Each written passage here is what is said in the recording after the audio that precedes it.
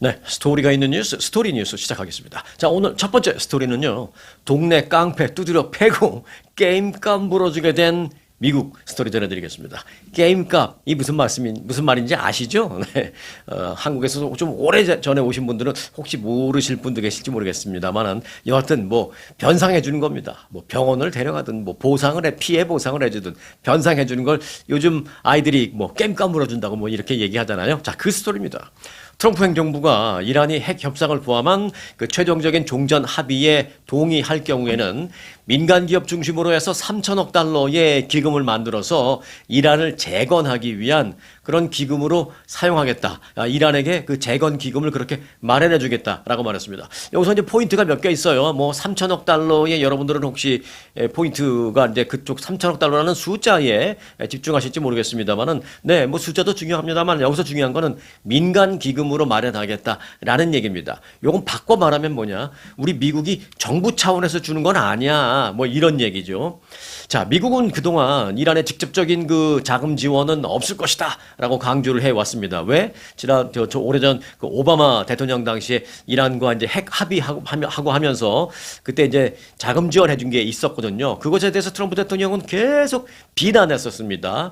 돈 주고 이게 무슨 꼴이냐 막 그랬는데, 그러니까 이제 이번에 이 전쟁을 마무리하기 위해서 이제 절대로 돈을 주면 안 되는 거예요. 본인이 욕한 것만큼 똑같이 한 것처럼 돼버리니까 절대 돈을 줄 수는 없습니다.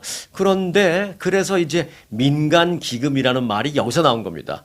정부가 주는 건 아니다, 이제 이런 얘기죠.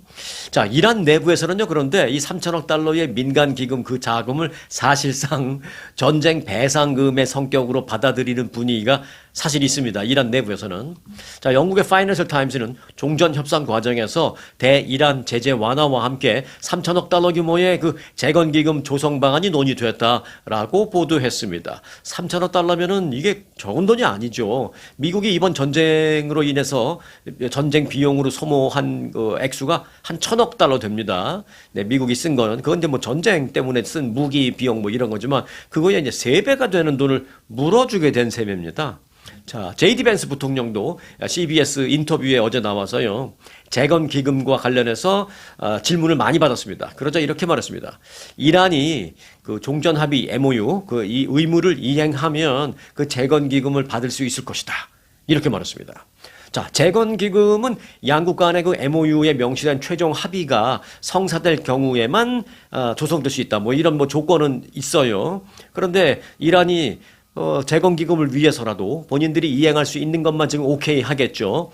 자, 그런데 이란이 그 약속을 팔로우 할 때에만 이 기금은 유효하다. 이 얘기는 바꿔 말하면 최종 합의가 이행되지 않으면 재건 기금 안 줄 수도 있다. 이런 말이고요. 또 뭐 다시 바꿔 말한다면 이란이 그 명시된 합의를 잘 이행만 한다면 아이들 말로 소위 말하는 그 게임 값을 받아낼 수 있다라는 것이죠. 무려 3천억 달러씩이나.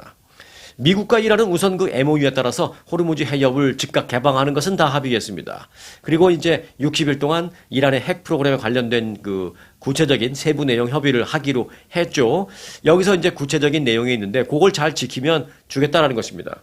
자, 이에 따라서 호르무즈 해협 정상화와 핵 협상 타결을 거친 뒤에 종전이 최종적으로 이루어졌다라는 판단이 있으면 이란은 3천억 달러의 재건 기금을 받을 수 있습니다. 뭐 아무리 미국에서 이건 나라 돈이 아니다, 민간 기금이다 라고 한들 이란은 상관없죠. 민간 기금이든 나라 돈이든 누구 돈이든 자기들한테 돈만 떨어지면 되는 겁니다. 그러니까 이란은 상관 안 합니다.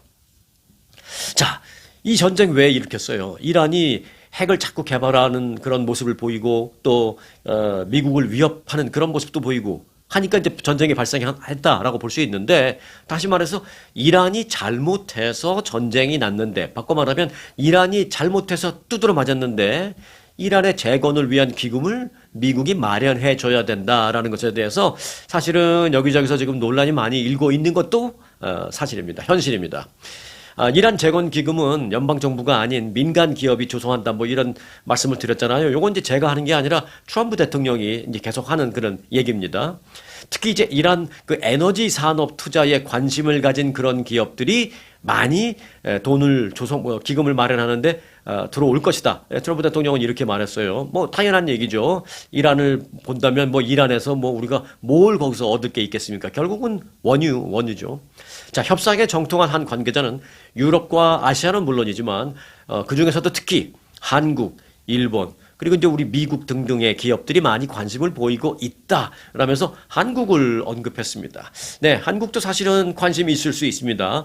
어떤 면에서요? 두 가지 측면에서. 자, 이 원유라 하면 제가 지난번에도 말씀드렸죠. 한국은 원유 생산국은 아닙니다. 기름 한 방울 안 납니다. 하지만 원유를 그 중동이나 이런 데서 사갖고 와서 그거를 정제를 합니다. 사실은 원유는 뽑아봐야 아무렇자 쓸모가 없습니다. 이거를 정제를 해야죠. 자동차에 필요한 가솔린, 뭐 비행기에 필요한 항공유, 뭐 트럭에 필요한 디젤유 이런 식으로 다 정제를 해야만 드디어 이제 활용 가치가 있는 건데 그 원유를 돈 주고 사와서 우리는 그 정제를 전 세계에서 제일 잘합니다. 한국이. 그래서 그거를 정제한 후에 비싼 값에 팔아서 한국은 원유 생산국은 절대 아닙니다만은 석유 수출국입니다.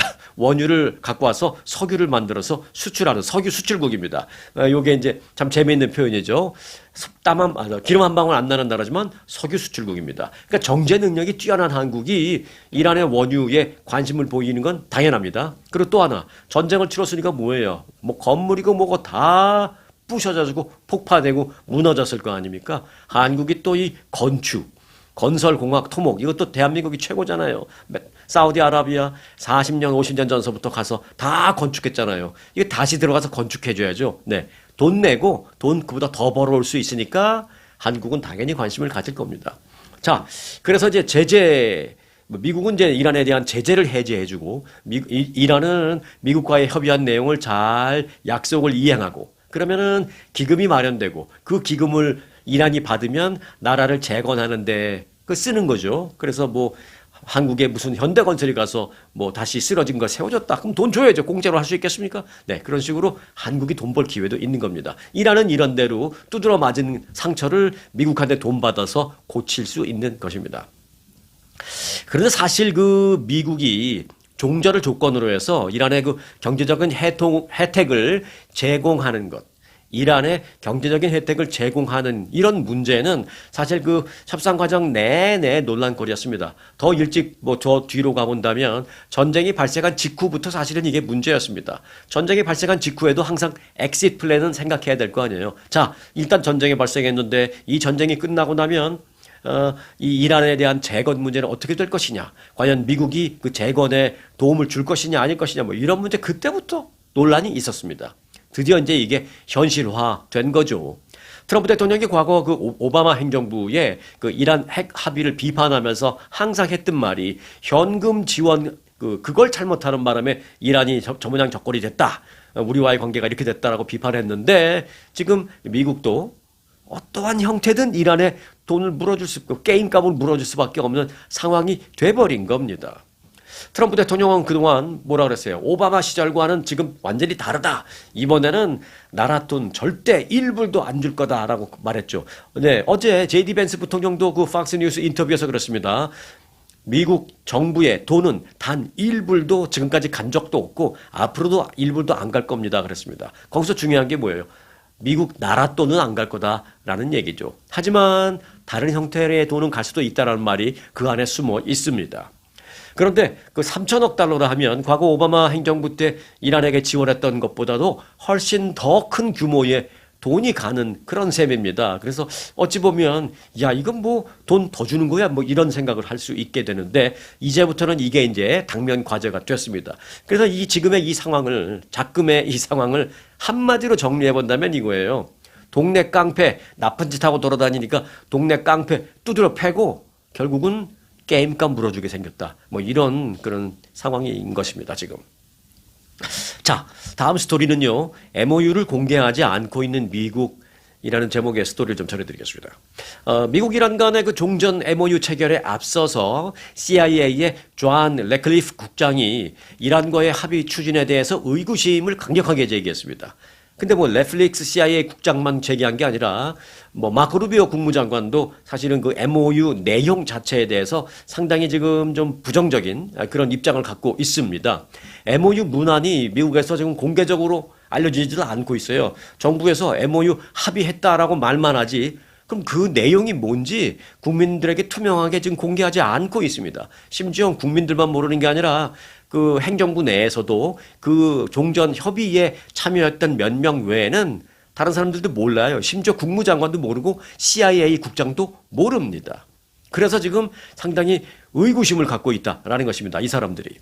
온라인 매체 악시오스는 그 넷플릭스, 넷클리프 CIA 국장과 마코 루비오 국무장관 그리고 심지어는 피트 헤그세스 국방장관까지도 이란의 핵 관련 그 협의 또 그에 따르는 이란이 이행을 할지 등등에 대한 상당한 강한 의문을 갖고 있다라고 말해서 이번 합의에 대해서 지금 말씀드린 그 사람들은 매우 부정적인 입장을 갖고 있다 이렇게 보도를 했습니다.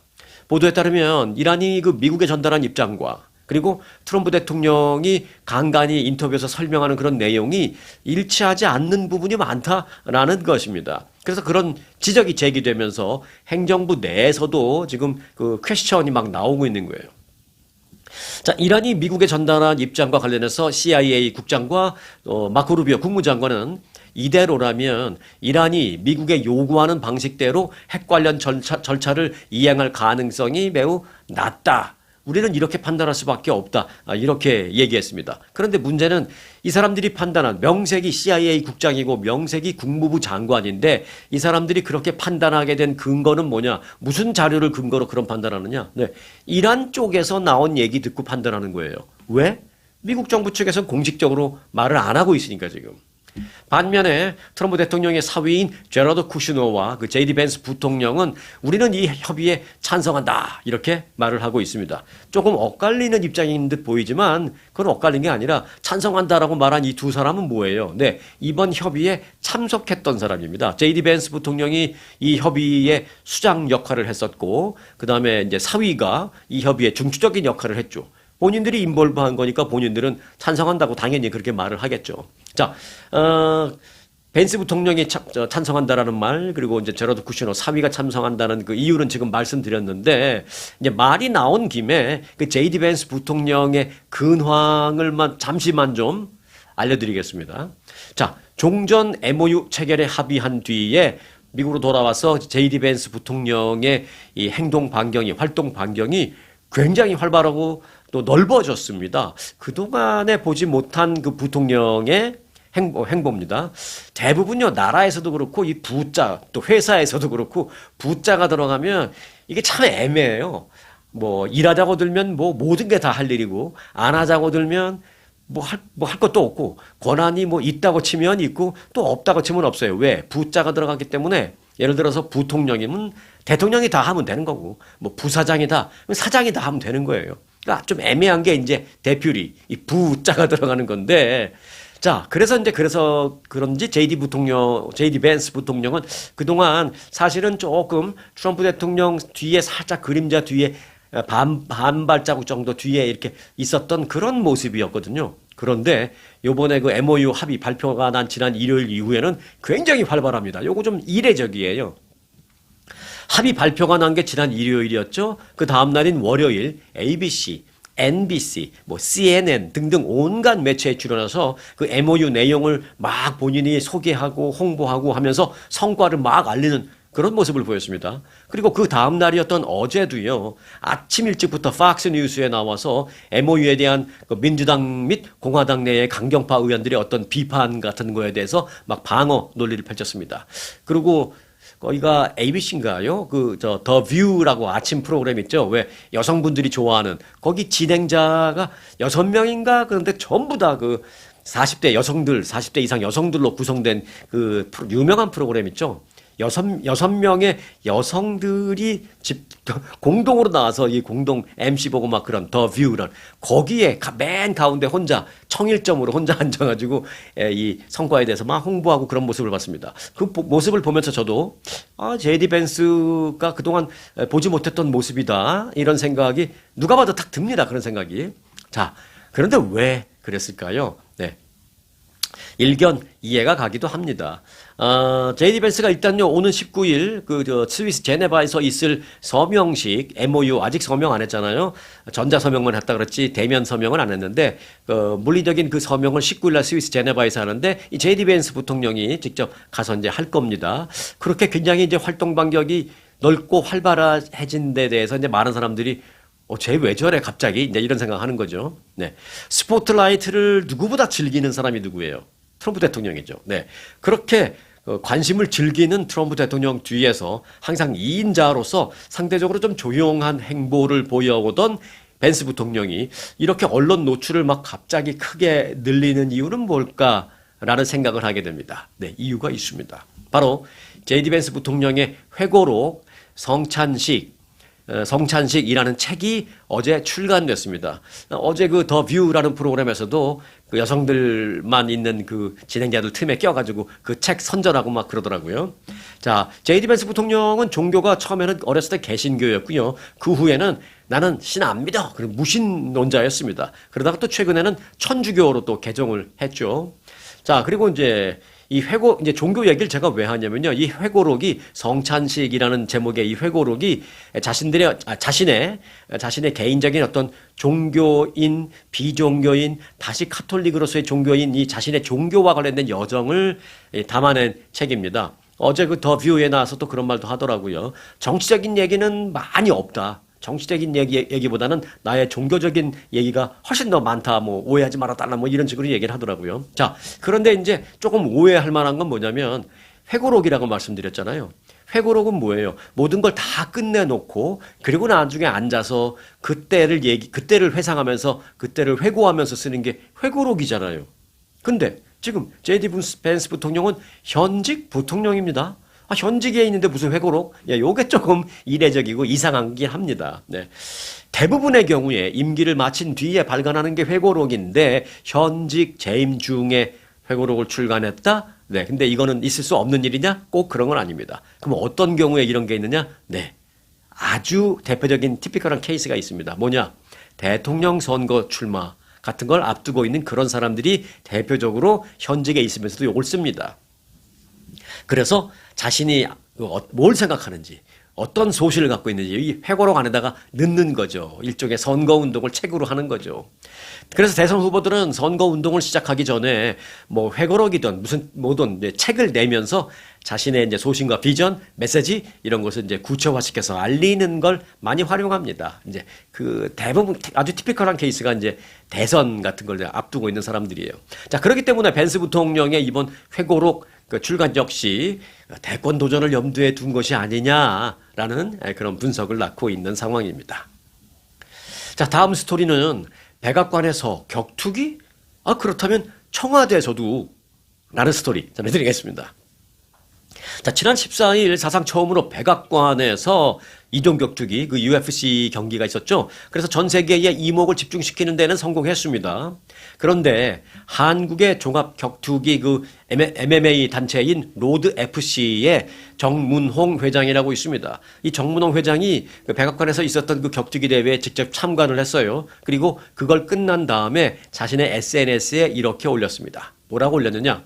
우리도 청와대 앞마당에서 격투기 경기를 했으면 좋겠다라고 올렸습니다. 그래서 지금 이게 한국에서 많은 사람들이 찬반 논쟁에 불이 붙었어요. 그는 모든 경비는 자비로 되겠다라고 했습니다. 그러니까 뭐 자기 주머니에서 꼭 나간다는 게 아니라 자기가 이제 스폰서를 모아오겠다 그 얘기죠. 그러니까 나라 돈을 안 써도 된다 그 얘기죠. 여하튼 이 종합 격투기는 그 MMA라고 해서 일본 나고야에서 올해 아시안 게임이 이제 있는데 그 아시안 게임의 정식 종목으로 채택되기도 했습니다, 이게. 그러니까 치고받고 싸움박질하는 그런 건 아니고 정식 스포츠로 인정받았다. 뭐 그런 뜻이죠. 이를 계기로 해서 종합 격투기인 MMA에 대한 대중적인 인식도 뭐 많이 개선되고 있는 것도 사실입니다. 한국에서는 이미 그 경찰과 업무 협약을 맺어서요, 현지 경찰관들의 그 실전 제압 능력, 뭐 이런 걸 향상시키기 위해서 그 MMA 교육을 정기적으로 시키고 있기도 합니다.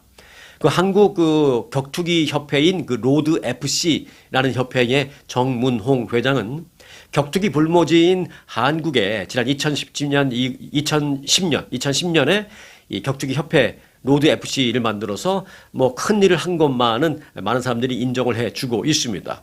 그런데 격투기에 관해서 이제 많이 생소하신 분들을 위해서 제가 조금 부연 설명을 해 드리겠습니다. 왜냐하면 이제 앞으로 뉴스를 보실 때 이 뭐 MMA, 뭐 UFC 뭐 이런 얘기가 많이 나올 거기 때문에 미리 조금 알고 계시면 큰 도움이 될 겁니다. 자, 우선 이번 백악관에서 벌어진 격투기 대회를 UFC의 대회다, 뭐 UFC 경기다, 뭐 이렇게 표현을 많이 하죠. 그래서 이제 UFC는 그럼 뭐고 MMA는 또 뭐냐 뭐 이렇게 생각할 수 있는데 쉽게 말하면 이런 겁니다. MMA라는 것은 이제 준 말인데 믹스드 마셜 아츠입니다. 마셜 아츠가 이제 뭐 태권도도 마셜 아츠, 가라데도 마셜 아츠 그러잖아요. 그런 운동. 근데 그걸 믹스드 마셜 아츠라는 건 뭐야? 태권도, 가라데, 뭐 주짓수, 유도 막 이런 거를 믹스해서 그야말로 종합 격투기를 만든 게 이제 MMA입니다. 자, 반면에 이제 UFC는 뭐냐면, 그러니까 이제 MMA는 어떤 종목을 말하는 거죠. 스포츠의 종목을 말하는 거죠. 근데 UFC는 스포츠의 종목을 말하는 게 아니라 미국 내에 있는 그 격투기 리그, 격투기 협회를 말하는 겁니다.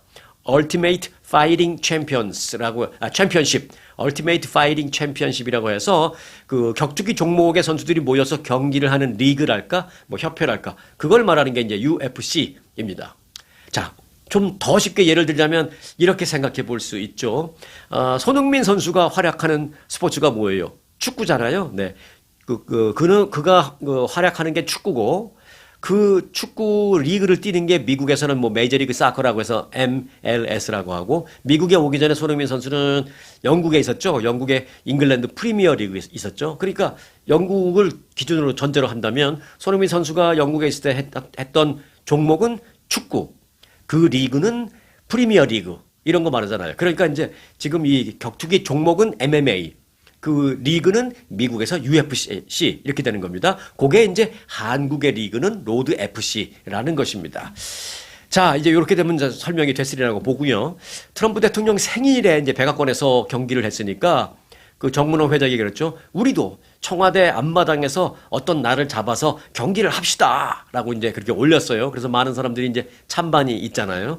그래서 이제 일각에서는, 그럼 우리도 한국도 이재명 대통령 생일날 청와대에서 한번 경기하는 거 어때? 뭐 이런 얘기도 하고 막 그래요. 제가 봤을 때는 이제 실현 가능성은 뭐 이렇게 높지는 않아 보이는데, 이제 지금 논란이 있는 것만은 사실입니다.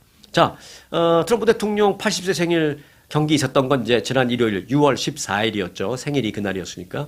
그러면 만일 똑같이 빗대어서 본다면 한국에서 예를 들어 이재명 대통령 생일을 한다? 네, 그러면 그게 언제일까? 뭐 할 가능성은 별로 없다고 보지만, 네, 12월 8일. 이재명 대통령의 생일은 12월 8일인데, 그날은 뭐 너무 추워서 야외에서는 못할 것 같다라는 생각이 드는데, 일단 뭐 재밌거리로 말씀을 드렸습니다.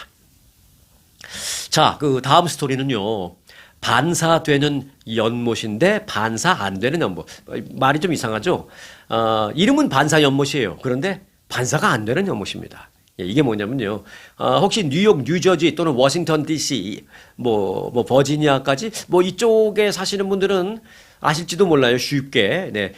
제가 이제 한국말로 반사 연못 이라고 번역을 해서 말씀드리니까 오히려 더 헷갈리실지도 모르겠는데, 그 워싱턴 DC의 그 링컨 기념관 그쪽에 있는 그 연못, 사각형짜리 넓은 연못, 그게 이제 리플렉팅 풀이라고 해서 리플렉팅 풀이라고 해서 이제 반사된다는 게 리플렉팅이잖아요. 그래서 반사 연못 뭐 이렇게 표현하는데 그 얘기를 하려는 겁니다, 지금.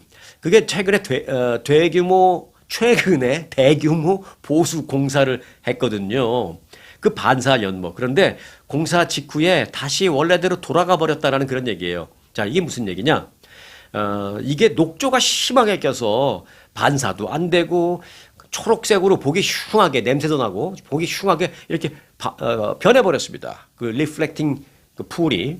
그 독립기념일을 상징하는 파란색 연못을 만들겠다라고 트럼프 대통령이 얼마 전에 얘기하면서 이걸 보수공사하라라고 이제 지시를 내렸습니다. 그래서 그 여기에 파란색 뭐 페인트로 막 칠하고 막 그랬습니다. 그 밑부분에 파란색 페인트로 칠하고 물을 깨끗한 거 담으면 파란색으로 보이겠죠. 그래서 이제 미국 성조기에 있는 그 색깔로 만들겠다 해서 만들었습니다. 뭐 $3,700만 달러인가 들여서 만들었습니다. 근데 그게 다시 지금 녹조 현상을 심하게 일어서 다시 시커멓게 된 거예요. 이 리플렉팅 풀은 어디냐면요. 워싱턴 중심부의 워싱턴 기념관과 링컨 기념관 그 사이에 있는 인공호수죠. 여러분들이 그 영화에서도 많이 보셨을 거고요. 길이가 한 무려 610m 됩니다. 그리고 옆에 폭은 한 50m 정도 되고요. 이렇게 말씀드리시면 또 더 쉽게 아실 겁니다. 1963년에 흑인 민권 운동가 그 마틴 루터 킹 목사가 I have a dream이라고 했던 그 연설을 했던 장소로도 유명한 이제 거기입니다, 이제. 그 트럼프 대통령이 건국 250주년을 그 맞아서 기념 행사를 거기서 하기 위해서 이게 너무 지저분하고 녹조 현상이 심하니까 파란색으로 만들어라 해서 밑에 다 물 드러내서 파란색 페인트 칠하고 물을 다시 담아놨어요. 그런데 페인트 칠한다고 녹조가 안 생기는 게 아니잖아요. 기껏 파란색 페인트를 그 바닥에 다 칠해놨는데 그래서 며칠 동안은 파란색으로 보였을지는 모르겠지만 이 이후에 계속 90도가 넘는 더운 날씨 그리고 그쪽에 또 습도 심하잖아요. 계속 습도 끼고 이래서 녹조가 다시 쫙 껴서 밑에 파란색 페인트 칠한 거는 관계없이 그 위에 그냥 시퍼렁한 녹조가 다시 꼈습니다, 지금. 그래서 지금 몇 천만 달러 들여서 그 작업을 했는데 지금 뭐 도로아미타불 원래대로 돌아갔다라는 겁니다. 그래서 이제 트럼프 대통령이 여기에서 기념 행사를 하겠다라고 이제 했는데 이제 안 되게 생겼고 이 파란색이 결국은 페인트 칠한 거 다 뭐 없던 일로 돼버린 겁니다. 사실 그런데 이 녹조가요, 이 그 리플렉팅 풀에 오랫동안 골칫거리입니다. 뭐 어제 오늘 얘기가 아니에요, 이게. 지난 2012년도에도 3,400만 달러를 들여서 보수 공사를 했습니다. 그럼에도 불구하고 강한 햇볕과 매일 내렸자는 강한 햇볕과 높은 습도 때문에 녹조가 계속 다시 발생하고 또 겨울 되면 또 좀 없어져요. 근데 그게 반복되는 골칫거리입니다. 1920년부터 1923년 사이에 이 연못이 만들어졌죠. 그래서 이곳은 수도 워싱턴 DC를 대표하는 상징적인 공간 중에 하나가 됐습니다. 거기 이제 그 깨끗한 물일 경우에는 그 옆에 세워져 있는 그 내셔널 그 모니먼트 탑 같은 게 쫙 비치고 그래서 이제 그 모습이 비치니까 리플렉팅 되니까 너무 멋있어서 뭐 반사 연못 뭐 이제 그렇게 말도 하기도 했는데 이게 이제 결국은 다시 녹조가 시커멓게 꼈다는 겁니다. 근데 조금 트럼프 대통령이 뻘쭘하시게 된 게 과거 오바마 때 말이야 이걸 관리를 제대로 안 해가지고 지금 이걸 이렇게 만들었다. 그리고 바이든 때도 이걸 관리를 제대로 안 해서 이걸 이 모양 이 꼴 만들었다 막 그랬거든요. 근데 이게 그 이번 트럼프 대통령도 행사를 하겠다고 했는데 이 녹조가 껴버렸네요. 네, 이게 그러니까 그 뭐 관리한다고 이게 쉬운 일은 아닌 모양입니다. 저도 이제 뭐 예, 환경 생태학자가 아니기 때문에 무슨 방법이 있는지를 뭐 전 잘 모르겠습니다만은 아니 뭐 나라 차원에서도 이걸 제대로 관리가 안 돼서 맨날 골치를 썩고 있으니 뭐 제가 알 수 있는 방법은 더더욱이 없겠죠. 여하튼 지금 이제 그렇게 이제 녹조가 심해져 있는 상태입니다. 그래서 반사 연못 이라는 그 이름이 무색하게 전혀 뭔가를 반사시키지도 못하는 그런 시퍼렁한 그런 연못이 돼버렸다라는 것입니다. 그래서 제가 이제 재밌게 생각된 게 뭐냐면 여기서 말하는 리플렉팅, 반사라는 게 지금은 이제 더 이상 물체를 반사시키지 못하는 녹조가 돼버렸으니 그 반사를 말하는 게 아니라 왜 그 한국에서 그런 말 많이 하죠. 야, 너 왜 이렇게 바보 같아? 너 바보야. 그러면 반사. 이러죠. 너도 바보야 뭐 이런 얘기처럼. 그래서 이런 것 같아요. 이걸 제대로 관리 못했다라면서 전임자를 비난하는 그 말을 듣고 전임자가 그대로 하는 반사 이런 연못이 돼버렸다. 반사 연못이 돼버렸다라는 생각입니다. 여하튼 이제 그쪽에 계신 분들은 이게 뭔지 금방 아실 겁니다. 네, 몇 가지 짧은 소식 간추려 드리겠습니다.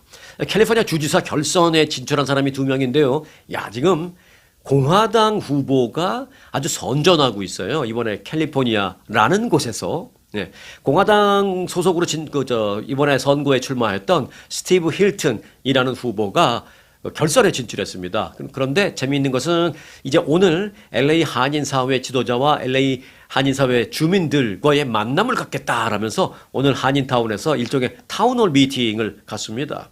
스티브 힐튼 후보는 이제 오늘 오후 2시 LA 한인타운 LA 아로마 센터라는 곳에서 이제 이 아로마 센터라는 것은 5층짜리 건물인데 뭐 1층은 주차장, 2층에는 식당도 있고 뭐 그렇고 3층에는 골프장, 4층도 골프장, 5층에는 뱅퀴트홀 뭐 이렇게 돼 있고 사우나도 있고요. 사우나.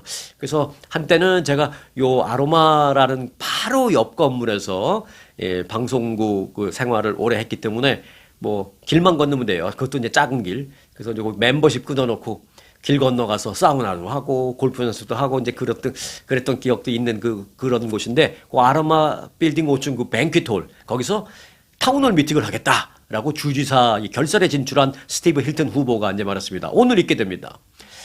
민주당 후보인 하비에르 베세라 전 연방보건부 장관에 이어서 2위로 결선에 오른 스티브 힐튼 후보는 영국의 데이빗 캐머런 전 총리의 전략가를 하기도 했었습니다. 그리고 이제 미국으로 돌아와서는 팍스 뉴스 진행자도 했죠. 자, 오늘 행사에는 그런데 영어, 한국어 동시 통역이 제공됩니다. 그래서 영어가 좀 편치 않은 그런 분들도 누구든지 와서 스티브 힐튼에게 본인이 하고 싶은 말을 해라.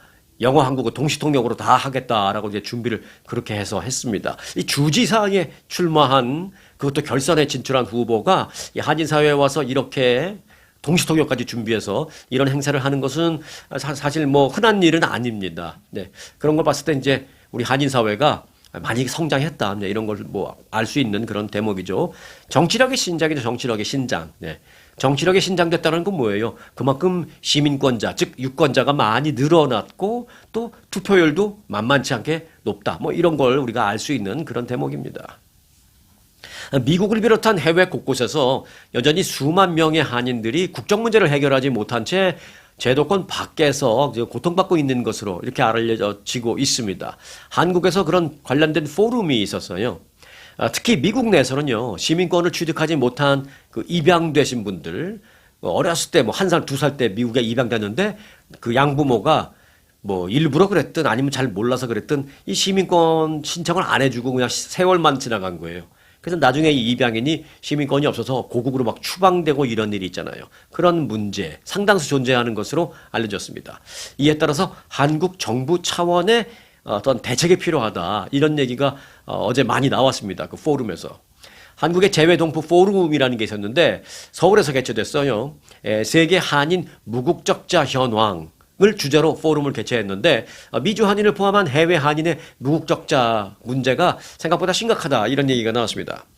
이날 발표에 나선 그 한양대학교의 그 최영미 교수는 미국 내 한인 무국적자 문제를 크게 세 가지 유형으로 세 가지 타입으로 분류할 수 있다라고 말했습니다. 이건 뭐 제가 짧게만 전해드리고 넘어갈게요. 왜냐하면 우리가 이제 미주 한인이니까. 자, 미국에 있는 한인들의 세 가지 타입. 첫째는 미국과 한국 그 어느 국가의 국적도 취득하지 못하고 있는 상태.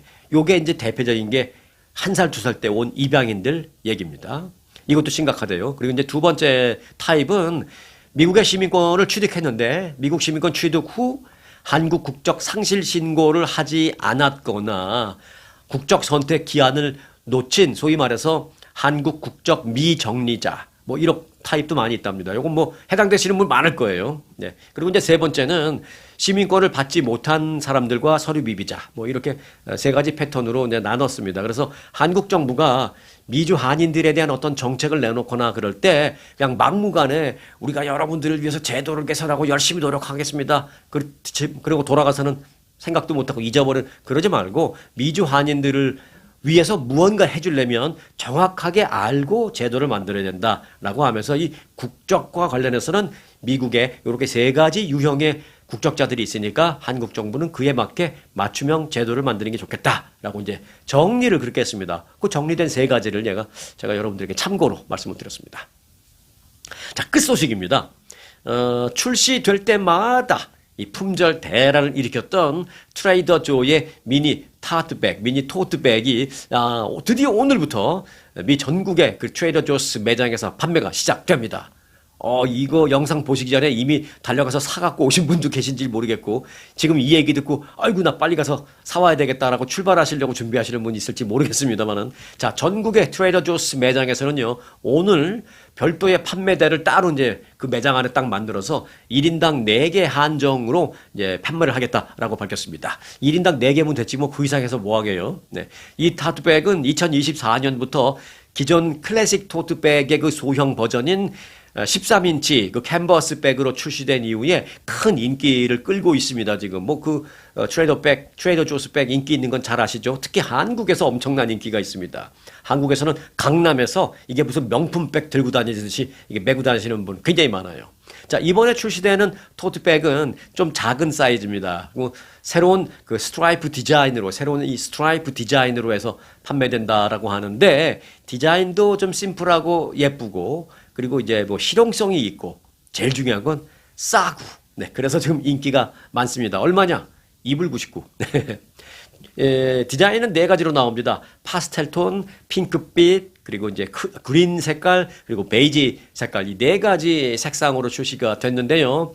올해도 작년하고 똑같은 가격, $2 99센트에 판매됩니다.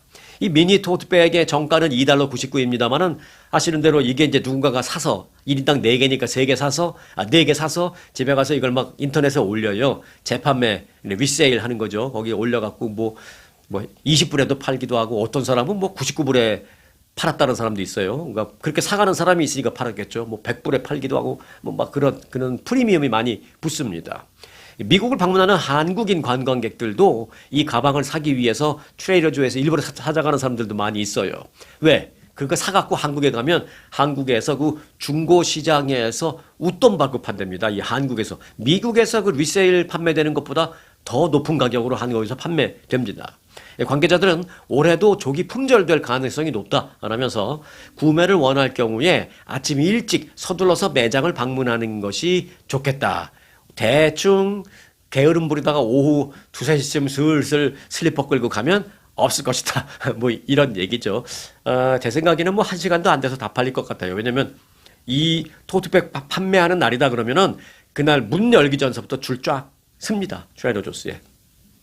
실제로 그 예전에도요, 판매 첫날부터 그 구매자들이 몰리는 그 소위 말하는 그 오픈런이 발생하면서 뜨거운 구매 열기를 보인 적이 있었습니다. 매번 그렇습니다. 매번. 네.